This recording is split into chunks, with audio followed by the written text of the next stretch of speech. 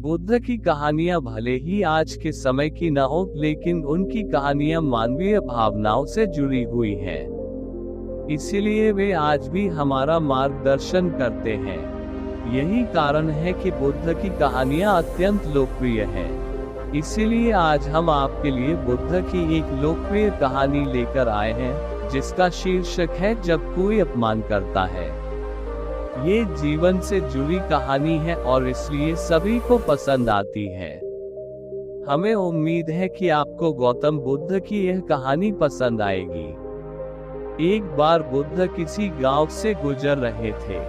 उस गांव के लोग उसे पसंद नहीं करते थे। उन्होंने बुद्ध को घेर लिया और गालियां देने लगे। सबसे ज्यादा गुस्सा गांव के नेता को हुआ। उसने उल्टे बुद्ध को गाली देना शुरू कर दिया। पूर्ण विराम। लेकिन बुद्ध इस सब से बेपरवाह होकर मंद मंद मुस्कुराते रहे। पूर्ण विराम। सरदार बहुत देर तक बुद्ध को गालियां देता रहा, लेकिन कुछ देर बाद उसका मुंह सूखने लगा, जिससे वह चुप हो गया। ये देखकर बुद्ध ने कहा, यदि तुम्हारी बात पूरी हो जाए तो मुझे आगे बढ़ना चाहिए। मुझे आगे गांव जाना है, वहां लोग मेरा इंतजार कर रहे होंगे। ये देखकर गांव का एक आदमी बोला, हम आपका अपमान कर रहे हैं, गाली दे रहे हैं, लेकिन आप जवाब देने की बजाय मुस्कुरा रहे हैं। आप इस पर प्रतिक्रिया क्यों नहीं देते? पूर्ण विराम, पूर्ण विराम, पूर्ण विराम। बुद्ध ने कहा, वत्स, तुम्हें आने में थोड़ी देर हो गई।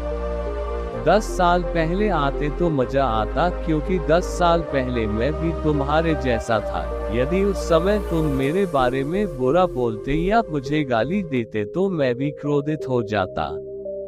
इससे ज्यादा तो मैं तुम्हें गाली देता। संभव है कि वह शारीरिक हिंसा का भी सहारा ले, लेकिन अब मैं आगे बढ़ चुका हूँ। मैंने अपना सारा गुस्सा और नफरत पीछे छोड़ दी है।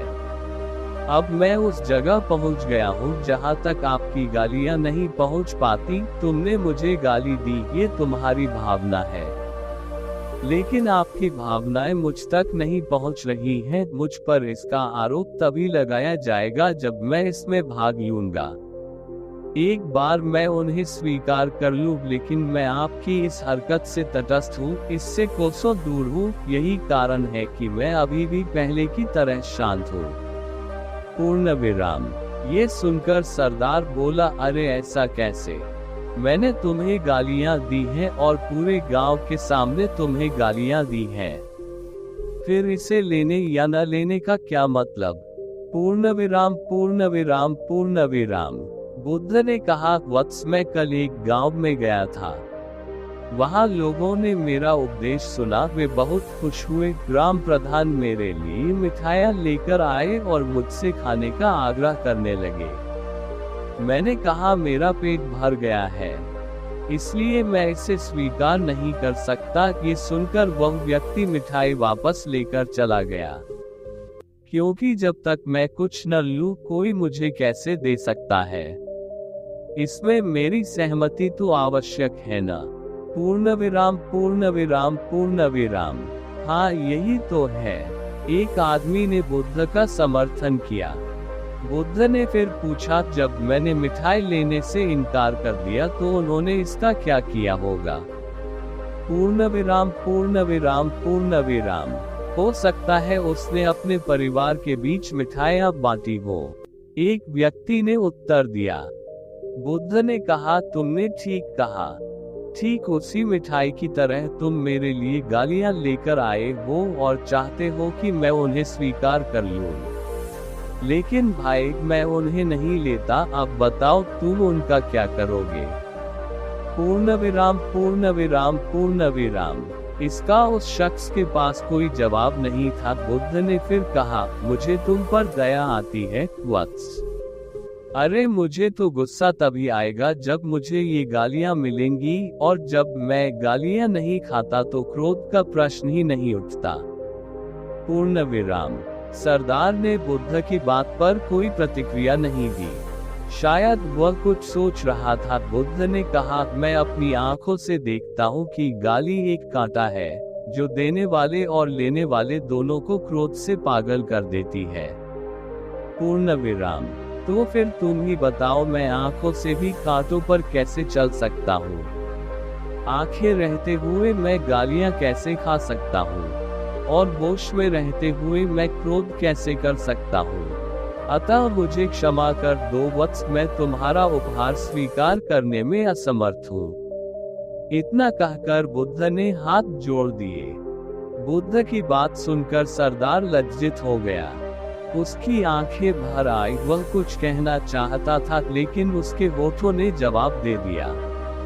और जब उससे और सहन न हुआ तो वह बुद्ध के चरणों में गिर पड़ा। दोस्तों, हम में से ज्यादातर लोग यही सोचते हैं कि हमारे दुखों का कारण कोई और है, और जब हम इस पर विश्वास करते हैं तो हम आत्म नियंत्रण की कमी और खुद को नियंत्रित करने में असमर्थता को नजरअंदाज कर रहे हैं। वास्तव में ये हम पर निर्भर करता है कि हम दूसरों द्वारा प्रदत्त नकारात्मकता को स्वीकार करते हैं या नहीं। यदि हम नकारात्मकता को स्वीकार करते हैं तो हम अपने पैरों पर कुल्हाड़ी मारते हैं, और जब हम उसे अस्वीकार कर देते हैं तो घृणा, क्रोध, हिंसा सभी से मुक्ति मिल जाती है। पूर्ण विराम।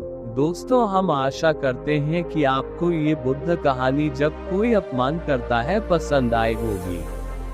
पूर्ण विराम। दोस्तों, हम आपसे फिर मिलेंगे ऐसे ही रोचक और उपयोगी कहानी के साथ। तब तक आप जहां भी हो खुश रहें और खुशियां बांटते रहें। इसी के साथ इस वीडियो को खत्म करते हैं। दोस्तों, उम्मीद करता हूँ आपको इस कहानी से एक अच्छी सीख मिली होगी। ये कहानी आपको कैसी लगी हमें कमेंट बॉक्स में कमेंट करके जरूर बताएं, और साथ ही इस कहानी को अपने दोस्तों के साथ जरूर शेयर करें ताकि उन्हें भी इस कहानी से कुछ सीखने को मिल सके। धन्यवाद।